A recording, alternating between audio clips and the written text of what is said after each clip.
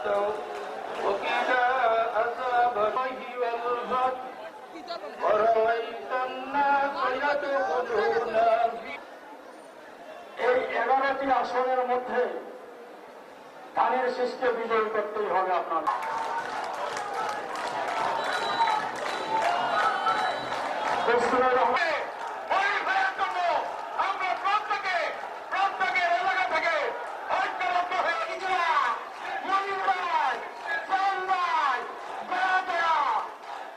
আমাদের নেত্রী বেগম খালেদা জিয়া, আমাদের নেতা তারেক রহমান, আমরা আমাদের নেতা তারেক রহমানকে এই সমাবেশ থেকে সালাম জানাই, অভিনন্দন জানাই।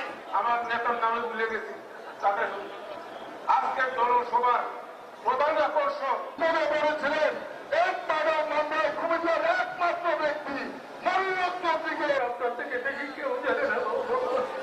আল্লাহ আমাদের নেতাদের নেতা তারেক রহমান দীর্ঘদিন দেশনেত্রী খালেদা জিয়ার সমাবেশ দেশ নায়ক তারেকের মাধ্যমে দান করার জন্য অনুরোধ জানাচ্ছে। সবাইকে ধন্যবাদ।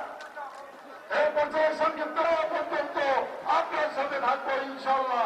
এই বক্তব্য দিয়ে আমি আমার বক্তব্য শেষ করব।